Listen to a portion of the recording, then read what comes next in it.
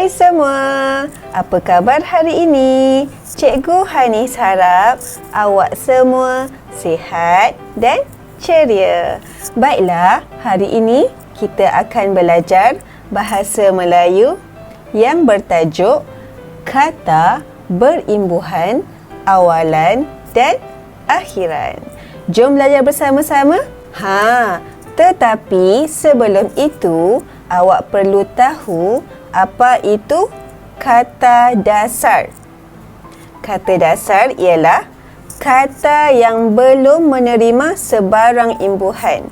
Contohnya, makan, tidur, mandi, jalan, ajar, main dan lain-lain lagi. Baiklah, mari kita lihat apa itu imbuhan awalan. Bentuk imbuhan yang digandingkan dengan bahagian awal kata dasar. Ia terbahagi kepada 3 jenis, iaitu awalan kata kerja, awalan kata adjektif dan awalan kata nama. Imbuhan awalan kata kerja menghasilkan kata kerja terbitan. Contoh imbuhan awalan kata kerja: ber, ter, di, diper, memper dan men. Baiklah murid-murid, mari kita lihat imbuhan awalan ber. Ber campur kata dasar angkat, jadi berangkat. Ber campur kata dasar renang, kita tidak eja berenang dengan R2. Kita hanya eja R1 sahaja. Jadi kita perlu mengurangkan huruf pada kata dasar. Bagi contoh, ber campur ajar. Adakah awak sebut berajar? Tidak, bukan. Jadi kita perlu ubah R itu kepada L. Belajar. Sama juga contoh terakhir ini, ber campur kerja. Berkerja. Adakah betul kita eja begitu? Tidak, bukan. Kita kena kurangkan huruf.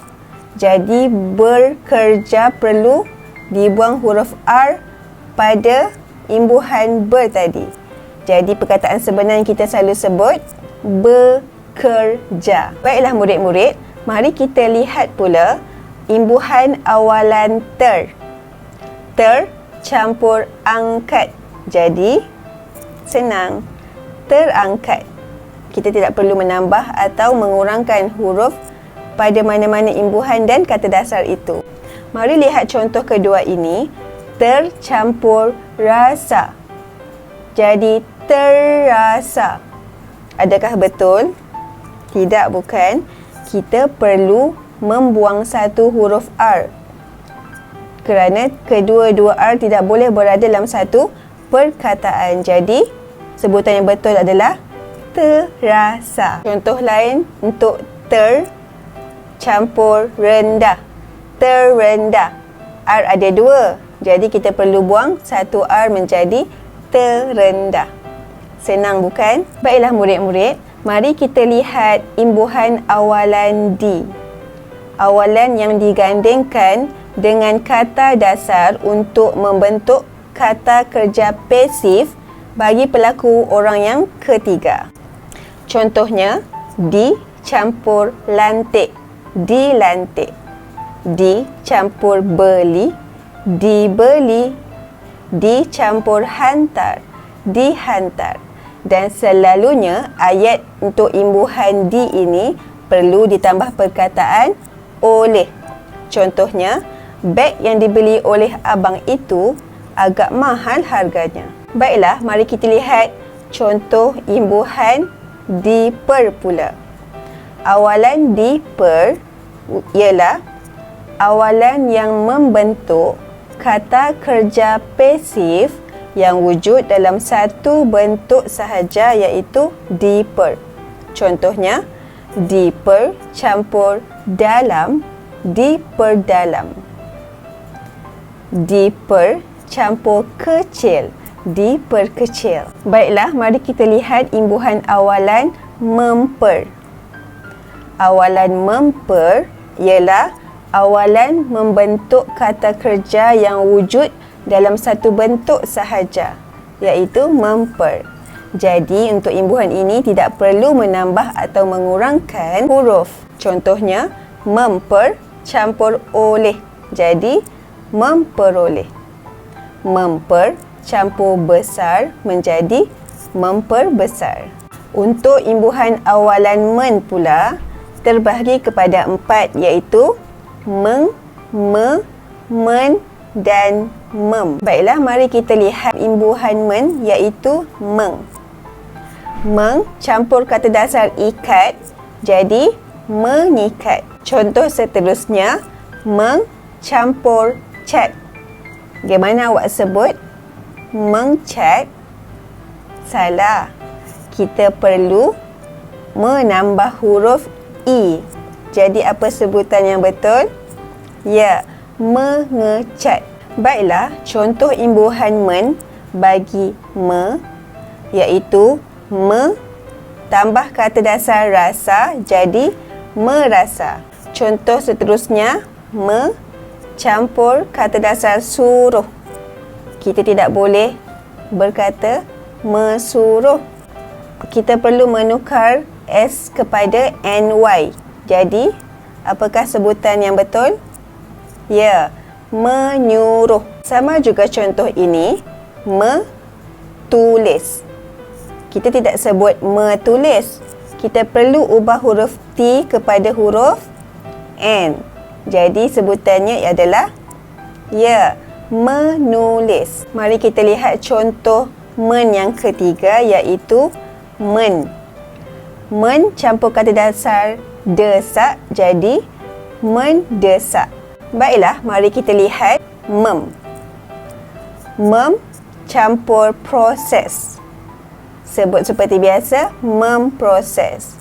Bagi mem amat mudah kerana kita tidak perlu menukar sebarang huruf seperti imbuhan me tadi. Baiklah murid-murid, mari kita lihat pula kata imbuhan awalan bagi kata adjektif. Contoh imbuhan awalan bagi kata adjektif hanya ada 2 sahaja, iaitu ter dan se. Mari kita lihat contoh-contohnya.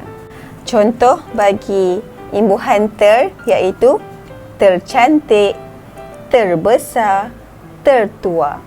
Bagi imbuhan se, secerah, sehebat dan lain-lain lagi. Imbuhan awalan bagi kata nama ada 4, iaitu pen, pe, per dan ke. Bagi imbuhan awalan pen, terdiri daripada imbuhan peng, pen dan pem. Mari kita lihat contoh-contohnya. Bagi imbuhan pen untuk penge, ia hanya gabung juga dengan kata dasar yang mempunyai satu suku kata. Contohnya, pengecap, pengebom, pengecas dan lain-lain lagi. Bagi imbuhan awalan pen untuk pen juga, penculik, pensyarah, pendengar, pentadbir. Sama juga, tidak perlu merubah mana-mana huruf. Bagi imbuhan pen untuk pem, contohnya pembaca, pemfitnah, pembonceng, pemproses. Nampak tak? Ia hanya gabung sahaja dengan kata dasar tanpa merubah apa-apa huruf. Mari kita lihat pula imbuhan awalan pe. Pesara, peguam, pesawah, petani. Kita tidak perlu merubah apa-apa huruf di dalam imbuhan mahupun kata dasar. Mari kita lihat pula imbuhan awalan per. Sama juga, tidak perlu merubah apa-apa huruf ataupun menukar huruf. Contohnya, perasap, perburu, pertapa, perbara. Imbuhan awalan terakhir bagi kata nama ialah ke.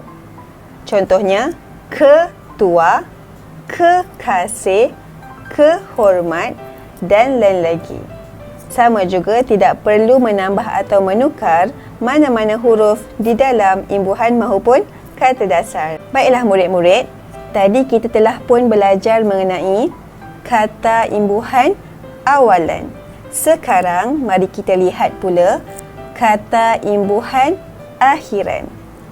Imbuhan akhiran ialah bentuk imbuhan yang digandingkan dengan bahagian akhir kata dasar. Jadi dia berada di mana? Di hujung kata dasar. Imbuhan akhiran terbahagi kepada dua saja, iaitu imbuhan akhiran kata kerja dan imbuhan akhiran kata nama. Imbuhan akhiran kata kerja hanya ada dua jenis, iaitu kan dan i. Mari kita lihat contoh-contohnya. Contoh imbuhan akhiran kan, beri campur kan jadi berikan. Kata dasar perlu letak di hadapan dan kita gabung dengan imbuhan akhiran di belakang. Contoh seterusnya, kata dasar jalan campurkan jadi jalankan. Dan yang terakhir, ambil campurkan jadi ambilkan. Sama juga contoh bagi imbuhan akhiran i, yang I sahaja letak di hujung kata dasar.